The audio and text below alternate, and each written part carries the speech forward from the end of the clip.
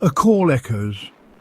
It comes not from distant stars, nor from forgotten deep-sea tombs. This summons originates from within. It pulses from the shadowed recesses of the human soul.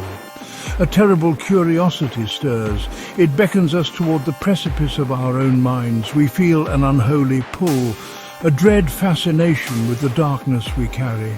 It is a journey few dare to undertake, and fewer still return unchanged from its depths. The lure of the unknown is a siren's song. The psyche is a vast and lightless ocean. Its surface may seem calm, reflecting mundane thoughts, yet beneath lies an abyss, unfathomable, unending. Here strange currents churn, ancient terrors drift, unseen leviathans of fear hunt in the cold dark. To plunge into these waters is to risk everything. The mind is a fragile vessel in such a tempest. The pressure of such depths can crush the unprepared, or worse, transform them into something other. Sanity is a flickering candle. It casts a small, warm light. This light holds back the encroaching shadows, but at the edge of the inner abyss, winds howl. These are winds of madness. They threaten to extinguish that fragile flame, leaving only the cold, indifferent dark. Many teeter on this brink. They peer into the void. They feel its cold breath upon their souls. The temptation to leap is a chilling whisper, a promise of terrible, forbidden knowledge. Why then explore such perilous realms? Why seek out these landscapes of despair? Perhaps it is the artist's morbid quest, or the scholar's hubris, seeking to understand the totality of existence, even its most repellent corners. Or perhaps it is a more primal urge, the need to confront the source of all fear, to name the unnameable, to gaze upon the face of our own deepest dread. This journey is not for solace, it is for a terrible, stark illumination. The first hints of the abyss are subtle.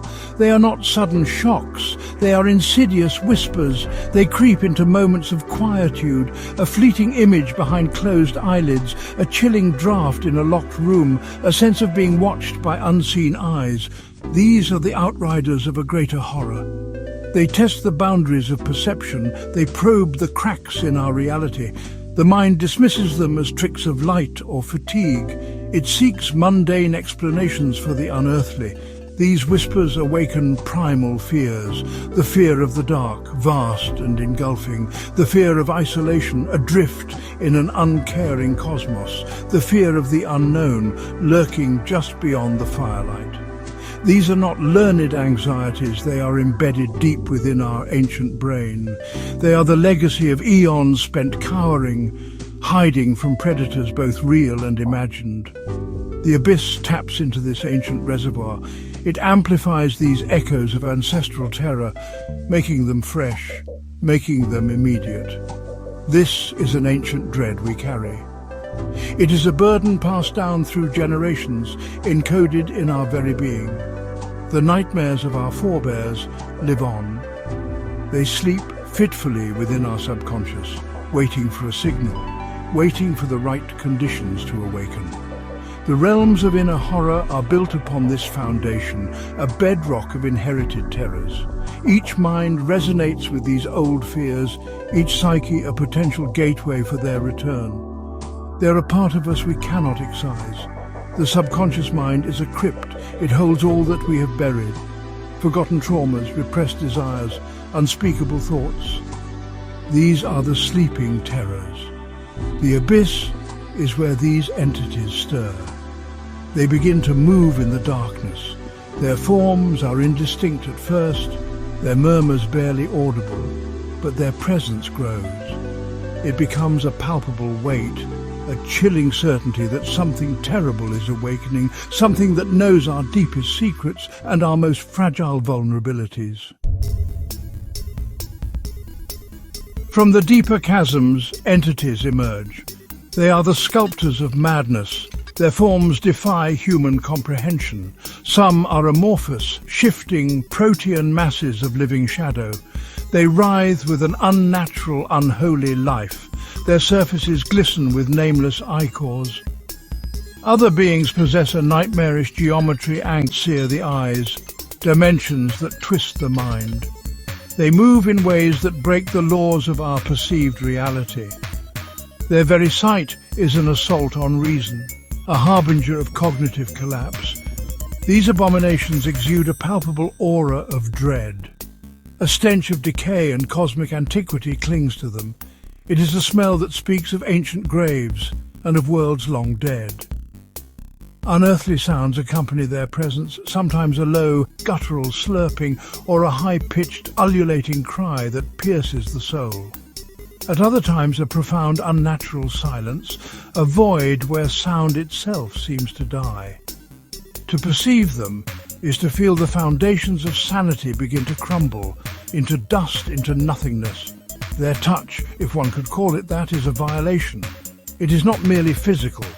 It is a psychic intrusion, a cold, alien awareness seeping into the mind. It scours away illusions of self. It reveals the stark, terrifying emptiness of existence. These entities are not merely monsters of flesh and blood. They are concentrations of pure, unadulterated fear. They are the living embodiments of dread born from the darkest potentials of consciousness itself. To look upon them is to see one's own sanity unravel. Their eyes, if they possess such organs, are pits of cold fire or milky, cataract-filmed orbs reflecting endless despair. They see not with light, but with an understanding of fear. They perceive the hidden fractures in every soul. They know the precise pressure points of terror, and they delight in their application. These are not creatures of instinct, they are sentient, malevolent forces. Their purpose is the propagation of madness. Their art is the intricate dismantling of the human mind. Beyond the physically grotesque, other entities reside. These are the silent harbingers of inner erosion. They do not tear with claws or teeth. They dissolve the spirit from within. Their forms are often less defined, sometimes appearing as familiar figures, twisted reflections of loved ones, or as idealized versions of the self, now corrupted. They are masters of psychological torment. Their weapons are doubt, despair, and self-loathing. They whisper insidious truths mixed with poisonous lies, until the victim cannot distinguish one from the other. These weavers of despair prey upon hope. They seek out the smallest flicker of light within the soul, and they labor to extinguish it. They magnify anxieties into unbearable mountains of dread. They replay past failures on an endless loop, each viewing more painful than the last. They paint the future as a barren, lightless wasteland, devoid of meaning or solace. Their methods are subtle at first, a gentle corrosion, a slow, methodical dismantling of will, until only a hollow shell remains, filled with an aching void. Their whispers are the most potent poison. They speak in the voice of reason, the voice of one's own inner critic, amplified to a monstrous chorus. They tell you that your struggles are futile, that your existence is insignificant, that all you cherish will turn to dust. They are relentless in their campaign of attrition. They erode faith. They undermine courage. They turn joy into a distant, mocking memory. The soul, under their influence, begins to wither, to shrink from the light, to embrace the comfort of nothingness. The agony they inflict is not sharp and quick. It is a slow, grinding torment, a constant, gnawing ache in the core of one's being.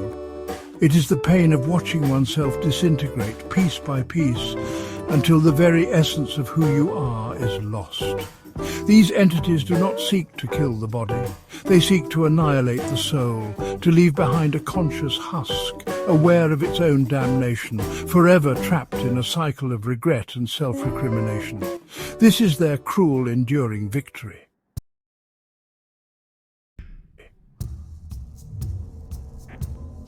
Section 5. The birthplace of unspeakable horrors. Where do these abominations originate?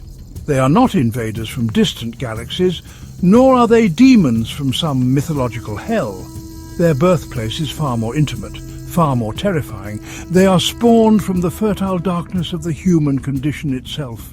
They are the unwanted children of our collective psyche, born from the sum of all human fear, all human guilt, all human suffering, each tremor of anxiety, each pang of despair, each act of cruelty feeds them, gives them form, gives them power. They are reflections, distorted, monstrous reflections of our own inner darkness. The shapeless entities mirror our formless anxieties. The geometrically impossible beings embody our fractured understanding of reality.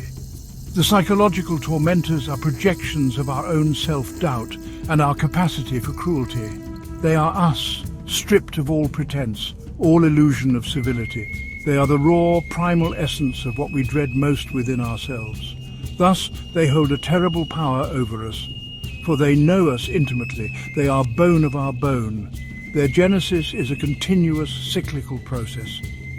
As long as humanity experiences fear, these entities will be born. As long as despair finds a home in the human heart, they will thrive. They are inextricably linked to our existence. To be human is to carry the seeds of these horrors within. The abyss is not an external place. It is a dimension of our own being. And these creatures are its native inhabitants. They are the ultimate parasites, feeding on the very emotions that define our sentient experience. Their hunger is insatiable. This connection makes them all the more terrible. There is no fortress against them, no ritual of banishment that can truly dispel them. For they are part of the fabric of who we are. To fight them is to fight a part of oneself, a shadow that cannot be outrun. This understanding is perhaps the most chilling revelation. The knowledge that the source of such profound horror, such unnameable dread, lies not in the stars, but within the fragile confines of every human mind, a deeply unsettling personal truth.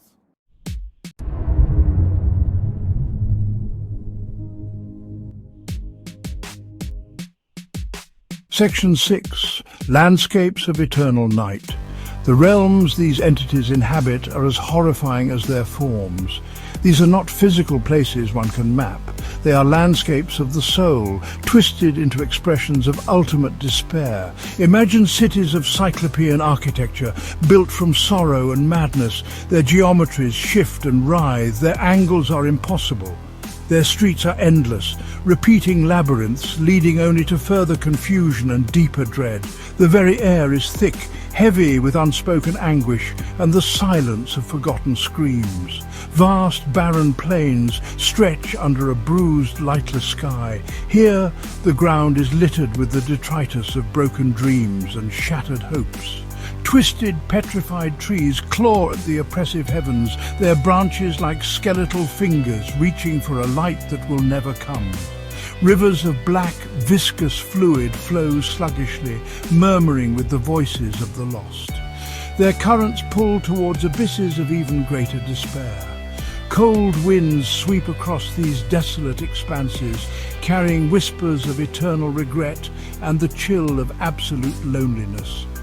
There are also claustrophobic subterranean warrens, tunnels that burrow deep into the heart of primal fear, walls that weep with a cold, unknown slime. The darkness here is absolute, a palpable entity in itself. It presses in from all sides, suffocating, crushing. Strange, phosphorescent fungi offer a feeble, sickly glow, illuminating scenes of unimaginable torment and revealing the scurrying forms of lesser yet equally malevolent things. The silence is broken only by the drip of moisture or the distant unsettling skittering of unseen claws. These environments are not merely backdrops, they are active participants in the torment. They mirror the psychological state of those trapped within. The oppressive architecture reflects the crushing weight of despair. The endless mazes embody the confusion of a mind lost to fear. The barren wastes symbolize the emptiness of a soul devoid of hope. To exist in these realms is to be constantly assaulted not just by monstrous beings, but by the very fabric of this nightmare reality, a pervasive, inescapable horror. Section 7. The cacophony of ceaseless torment, the sounds of these abyssal realms are a symphony of suffering. It is a cacophony that grinds against the sanity. There are no gentle melodies here, no soothing harmonies, only the raw, unfiltered expressions of agony. The air itself seems to vibrate with these noises, the ceaseless weeping of countless souls, lost and bereft of all hope. Their sorrow is a tangible presence, a cold mist that clings to everything. It seeps into the very marrow of one's bones, a constant reminder of unending despair. Distant guttural roars echo through the twisted landscapes. These are the voices of the greater abominations, proclaiming their dominion over these realms of pain. Closer, one might hear the wet, tearing sounds, the gnashing of unseen teeth, the sickening crunch of bone. These are the sounds of predation, of beings consuming one another, or worse, consuming fragments of hope and sanity. Interspersed with these are sudden piercing shrieks, bursts of pure, unadulterated terror that leave a ringing silence in their wake, a silence pregnant with renewed dread. Yet sometimes the most terrifying sound is the absence of sound. A profound, unnatural stillness where even the echoes of one's own heartbeat seem too loud. This silence is not peaceful, it is the silence of the void, the silence of utter annihilation. It speaks of a desolation so complete that even sound itself has been extinguished. In these moments the mind races, it fills the emptiness with its own imagined horrors, each more potent than the last. The silence is a canvas for fear. Beyond the audible there is a psychic resonance of torment, a constant low thrum of agony. It is felt more than heard, a pressure against the skull, a tightening in the chest, a cold knot of dread in the stomach. This is the collective suffering of all who have ever been lost here. It permeates the very essence of these realms. It is inescapable, unrelenting, a constant reminder that this place is built upon pain and that its currency is despair. This is the true music of the abyss, a dirge for the damned.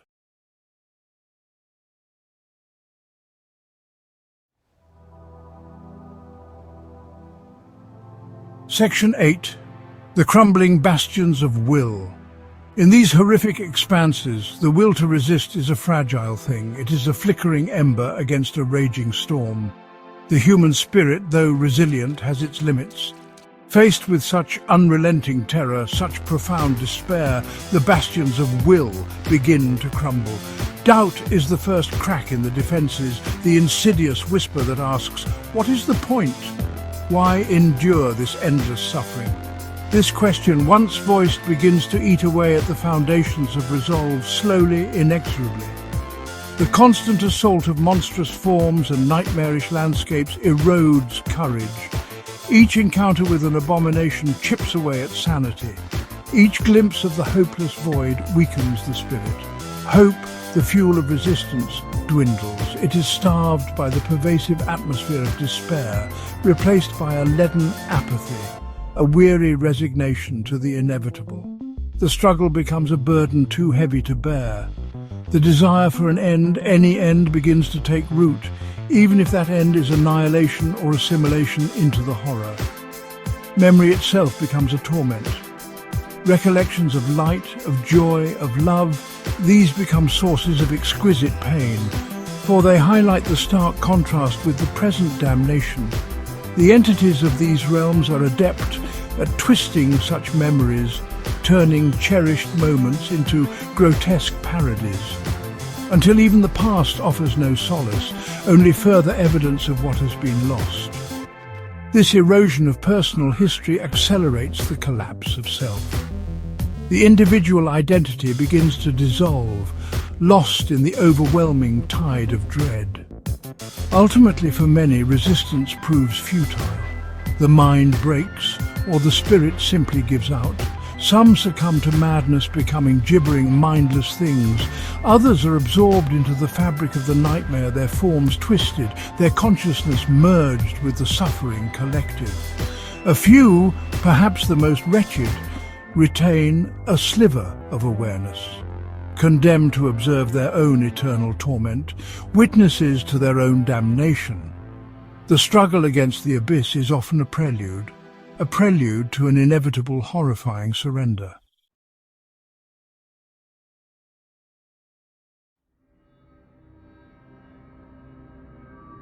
Section 9. The abyss gazes back, an enduring dread. The journey into the dark abyss of the psyche rarely offers closure. There is no triumphant return for most, no neat resolution to the horrors witnessed. Instead, there is a lingering shadow, a stain upon the soul that can never be fully cleansed. For to have glimpsed these realms, to have understood their nature, is to be forever changed. The knowledge that such darkness exists, not in some distant hell, but within the potential of every human mind. This is a burden of terrible weight. One does not simply leave the abyss behind. Fragments of it cling, echoes of its whispers resonate in moments of quiet. The faces of its denizens flicker at the edge of vision. The oppressive atmosphere of its landscapes can descend unexpectedly, triggered by a shadow, a sound, a fleeting thought. The membrane between mundane reality and these inner hells becomes thin, porous. The fear remains, the fear that the veil might tear completely, that the horrors might spill forth, or that one might be pulled back into their depths. It is said that if you gaze long into an abyss, the abyss also gazes into you. This is the chilling truth of this exploration. The entities of these realms become aware of those who perceive them. They leave their mark, a subtle corruption, a seed of their own dread planted deep within the observer's mind. This connection is a terrifying bond, a silent, unseen tether pulling ever so gently towards the darkness, towards the source of all fear. The journey may end, but the abyss's gaze is eternal. Thus, the exploration of these terrifying realms concludes not with victory, nor with understanding that brings peace, but with a profound and enduring dread. The human condition is revealed in its starkest, most frightening aspect. A fragile consciousness adrift in a cosmos of potential horrors, both within and without. The struggle is eternal, the suffering inherent, and the shadow of the abyss is a constant companion, a haunting reminder of the terrifying depths that lie just beneath the surface of our fragile sanity.